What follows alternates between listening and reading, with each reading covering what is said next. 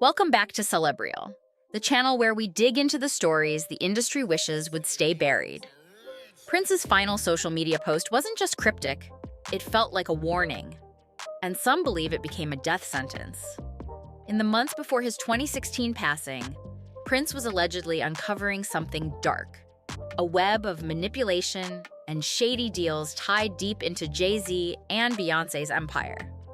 Insiders claim he was preparing to expose what he believed was a massive deception involving Tidal, silenced artists, and contracts designed to outlive the people who signed them. Just days after hinting online, Prince was gone, shocking the world, but not ending the story. Fast forward to July 2024, and the Prince estate dropped explosive court filings accusing Tidal and Roc Nation of falsifying and backdating documents to seize control of over 500 of his songs. That's the problem that I have with this whole situation. But I am going to save this conversation for Jay-Z. Jay-Z, you're watching. I know you're watching because you got people calling me. Stop having people call me. You can call me yourself. You know how to get my number. You know you got people calling me. Call me yourself because this right here is going to go viral. The way my job works on the internet, everybody's going to be clipping and sharing on TikTok. Watch this. According to the estate, this isn't a simple royalty dispute. It's being framed as a full-scale criminal setup. It paints a picture of a calculated move to rewrite history. Fake ownership, backdated paperwork, and control seized while the world was still mourning Prince's death. The platform that once claimed to protect artists may have used that moment to lock in his entire life's work. See, I think I sent you that thing with Jazz. Jazz went in when they was going at it of Bo and Jay. But you look at the Jazz now, it's like he's on eggshells now. Like something happened. Like this can stop your career of whatever you're doing. This is what I try to tell dudes, yo, whatever God got for you, I don't give a damn billionaire, whoever, this, that, and the third. It can't stop. What makes it hit harder is that in 2015, Prince openly supported Tidal, praising Jay-Z for creating a space that respected musicians. He believed Jay understood his lifelong fight against exploitative contracts, the same fight that once led Prince to write "slave" on his face. But now the Prince estate says that trust was weaponized. At the center is a so-called equity term sheet that Tidal claims gave them permanent control over hundreds of recordings. Prince's representatives say that deal was never valid. One key negotiator even told investigators the communications don't match the contract shown in court. The estate alleges the document was fabricated and secretly backdated to July 2015, months before Prince died. So, as we look at Jay-Z's life, he's a billionaire, married to Beyonce. Do you feel like he's truly reaped the karma of all his actions? Where the karma is at? Yeah. That's what I'm saying. Yeah, you know what I'm saying? Nah, well. Or do you feel like he ever will? I feel like if you done people wrong, you know you done people wrong. If that's true, it doesn't just question one deal. It calls Tidal's entire claim to Prince's music into doubt and leaves one haunting question hanging in the air. If Prince never signed those papers, then who did? That question opened the door to something much darker. Investigators say this wasn't just a paperwork mistake, but a possible cover-up. A rushed move to lock down a billion-dollar catalog right after Prince's death in April 2016. Almost immediately, Tidal began streaming Prince's entire discography, including rare vault material. According to NPG records, none of it was authorized. They claim Tidal moved fast, uploading everything before the estate could react, betting the family would be too overwhelmed to fight back. For months, that gamble worked. Prince's music generated millions, while his own heirs couldn't even access his accounts. Then Jay-Z responded publicly in 2017 with "Caught Their Eyes" on 444, presenting himself as Prince's trusted ally who truly understood his wishes. To the estate, it sounded less like respect and more like a rewrite. Their filings point to gaps between the alleged contract and Prince's verified communications, inconsistencies that only deepened suspicion. That timing hit people hard. Dropping those lyrics right as the estate filed its lawsuit felt less like a tribute and more like a message. At the center of the pushback was L. Londell McMillan, Prince's longtime attorney, the same man Jay-Z accused of seeing green through purple eyes. McMillan fired back, reminding the world he was the one who helped Prince remove the word slave from his face, a symbol of the fight Prince lived for. McMillan accused Jay-Z's companies of trying to take control of the very thing Prince spent his life protecting: ownership and choice. He backed the estate's claim that there was never a permanent deal, only a short-term streaming agreement. But behind the legal filings, a darker rumor lingered. Friends say Prince privately warned that powerful industry figures were disguising control as freedom, pressuring artists into impossible loyalty tests. Now, the July 2024 lawsuit has reignited those fears, demanding private communications between Tidal executives, Roc Nation lawyers, and key witnesses. But here's where it gets even wilder. The defendants are refusing to hand over those communications, hiding behind something called the common interest doctrine. Legal insiders say that's a huge red flag, because that defense is usually used when multiple parties are coordinating a joint legal strategy, not a simple business deal. According to the Prince estate, those withheld messages could expose deep coordination between companies and possibly show how Prince's legacy was taken without proper consent. They believe those records are the smoking gun. Meanwhile, Jay-Z's team claims Prince wanted his music on Tidal, but people close to Prince say that story doesn't add up. Insiders say his trust in the platform cracked in late 2015 after songs were uploaded beyond what he approved.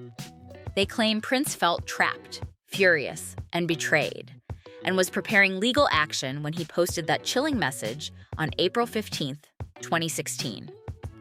Just when you thought you were safe.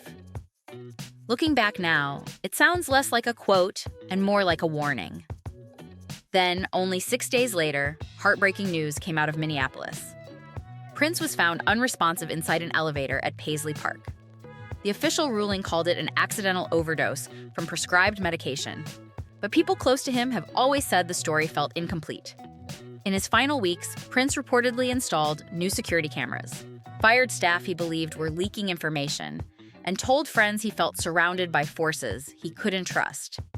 That's why Jay-Z's later lyric, "We're never gonna let the elevator take him down," landed strangely for some listeners. To fans, it sounded like a tribute. To others who knew what Prince had been saying privately, it felt eerily specific, almost like an inside reference to fears Prince had already voiced. Since his passing, the controversy hasn't slowed down. The Prince estate now claims Tidal continued profiting from his catalog even after being told to remove it. More recently, whistleblowers have stepped forward alleging Tidal's internal accounting systems may have concealed royalty payments, not just from Prince's estate, but from other artists as well. Those claims sent shockwaves through the industry. And suddenly, Prince's long-standing warnings don't sound paranoid at all. For years, he said streaming platforms would become the new gatekeepers, more powerful than record labels ever were. He warned that artist ownership could be an illusion, a brand-friendly phrase masking control, silence, and exploitation. Looking at everything unfolding now, many are asking the same chilling question. Was Prince trying to warn everyone right before it was too late? A trick to make creators think they had power when they really didn't. And now this legal war feels like a mirror of that truth. Jay-Z, once celebrated as the blueprint for independence and fairness, is being painted in court filings as the very kind of industry boss Prince spent decades fighting against. The irony cuts deep. A man who built his image on freedom and integrity is now accused of manipulating deals to seize another legend's masters. That strikes at the core of everything he claimed to stand for. And the biggest question still hangs in the air. Why keep all of this buried? Sources close to the estate whisper about deeper money motives. They believe the real prize isn't just Prince's existing catalog, but his legendary vault, rumored to hold thousands of unreleased tracks. Controlling that vault could make Tidal powerful again, especially now that its influence in streaming has faded. For Jay-Z and Beyoncé, whose fortune is tied to streaming and publishing, That control could be worth $1 billion. But this mystery goes far beyond contracts and paperwork. People studying Prince's final timeline say the clues point to something darker. In his last weeks, his digital trail shows a man surrounded by tension, secrecy, and growing fear. He canceled shows, avoided public appearances, and spoke in cryptic messages about energy vampires and silent battles too dangerous to name. It's as if he knew the clock was ticking. Whether that fear came from real threats or calculated manipulation, no one can say for sure. But one thing is clear. This story isn't just about music rights. It's about power, control, and what happens when an artist realizes too late that the freedom they were promised was never really theirs. Those digging into Prince's final timeline say the clues point to something far deeper than contracts or royalties. In his last weeks, his digital trail shows growing tension and fear.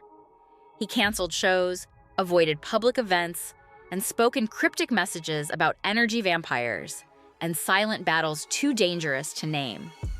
It felt like he knew the clock was ticking. Whether that fear came from real threats or manipulation, no one can say. But his warnings now look less like poetry and more like breadcrumbs. With the 2024 lawsuit exposing internal memos, delayed fund transfers, and unsigned documents tied to Tidal's leadership, this is no longer just a fight over music. It's a battle over legacy and truth. And the question still hangs heavy. Was Prince silenced for what he uncovered? Or did his silence spark a reckoning that's only just beginning? It wiped out potential evidence and left power in the hands of those who stood to gain the most. After Prince's passing, Jay-Z's legal team invoked the common interest doctrine, a quiet but powerful move that allowed them to withhold internal emails between Tidal, Roc Nation, and Prince's former associate, Ferris Ellis Lampkins. On paper, it looked routine. In reality, it became a fortress. Those communications, which the estate claims could reveal who drafted or approved the allegedly forged contracts, vanished behind layers of confidentiality.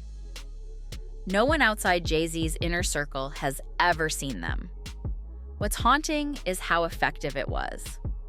The doctrine, meant to protect shared legal defense, instead sealed off the very evidence the Prince estate says could prove the truth. Forced to fight half-blind, the estate was left with circumstantial clues, while Jay-Z's team repeated one line. Prince approved everything himself. Delay, deny, and bury it in paperwork until the noise fades. But Londale McMillan wasn't about to disappear quietly. As Prince's longtime lawyer and one of the few people who knew exactly what Prince had actually signed before his death, McMillan became a serious threat to the official story. Jay-Z even called him out on "caught their eyes," accusing him of greed and betrayal. McMillan fired back in interviews with Billboard and others, flatly calling Jay-Z's version a lie. He reminded everyone that he was the lawyer who helped Prince escape the suffocating record contracts of the 90s, the very system Tidal once claimed it was fighting against. To many watching, Jay-Z's lyrical attack didn't feel emotional. It felt strategic. If you discredit the messenger, you weaken the message before it ever reaches a courtroom. Then things took a dark turn. By late 2017, the Prince estate uncovered internal emails that appeared to be the smoking gun, messages suggesting Tidal contracts may have been backdated to look legitimate. Just days before court experts were set to examine those files, the estate's servers were mysteriously hacked. Years of emails were wiped out, and the exact attachments tied to those contracts vanished.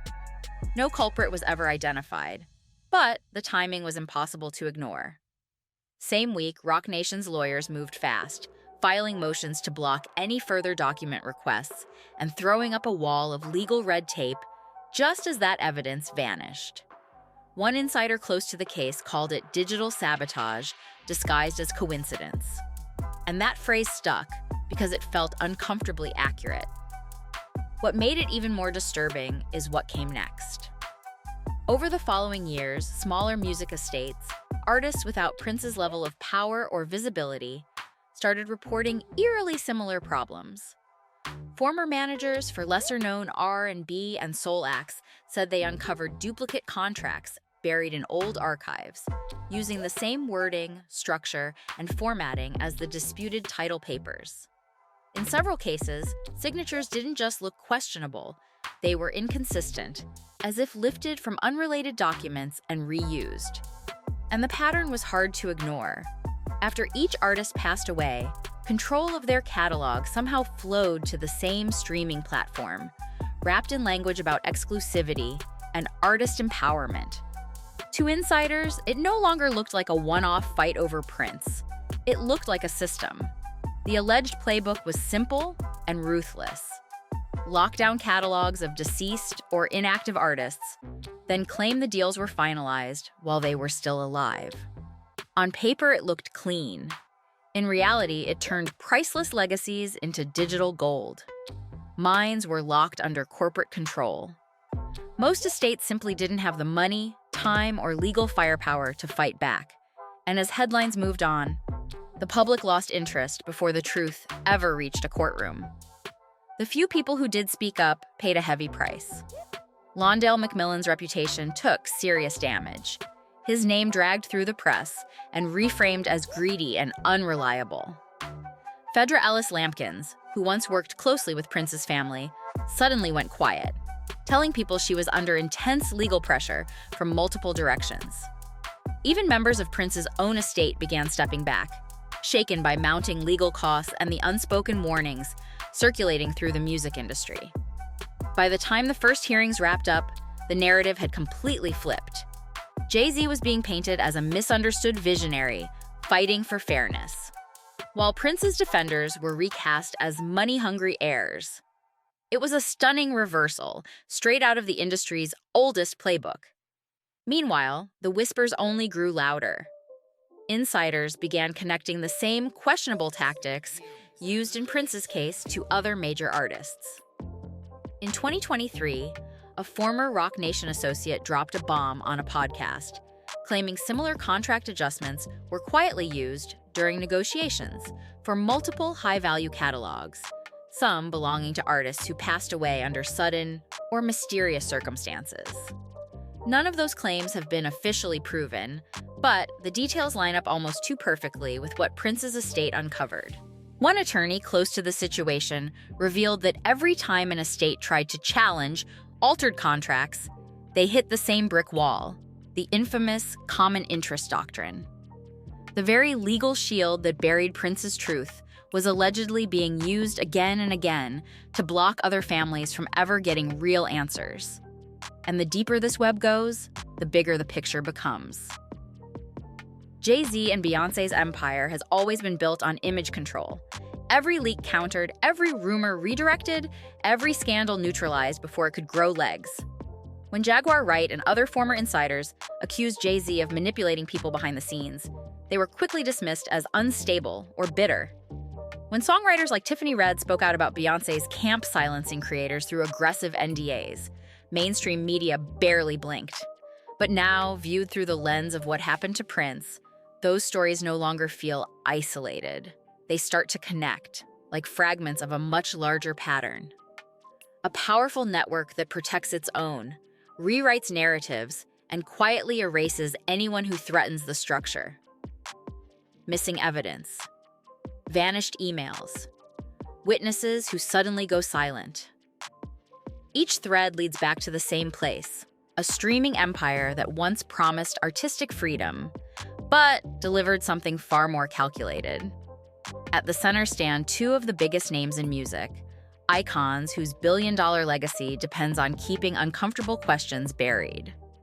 As the estate's lawsuits slowly crawl through the courts, the pattern has become impossible to ignore. Files disappear.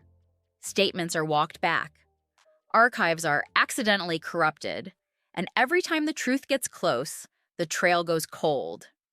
The deeper the digging goes, the more the truth seems to slip away, and maybe that's exactly how it was designed.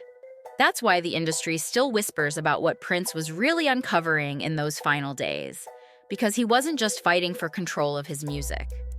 He was staring straight into a system built to outlive its victims. Those files that vanished, They may have held everything. Who signed what? When it happened? Who benefited? And how history gets quietly rewritten while the world is distracted by the next headline. Someone made sure those answers never saw daylight. And now, every time another artist's estate reports missing paperwork or mysteriously altered contracts, the same question keeps coming back. Whose fingerprints are really on it? Let's be honest. Prince wasn't the first artist to collide with this machine, and he likely won't be the last. So the real question isn't just about Prince anymore. It's about how many voices have been silenced, how many careers were quietly dismantled, and how many truths were buried before anyone could stop it. Was this all coincidence? Or is this the real cost of challenging power? I want to hear what you think. Drop your thoughts in the comments, and let's talk about it. If this story made you stop and think, hit that like button. It really helps the channel. Share this video with someone who still believes the industry plays fair.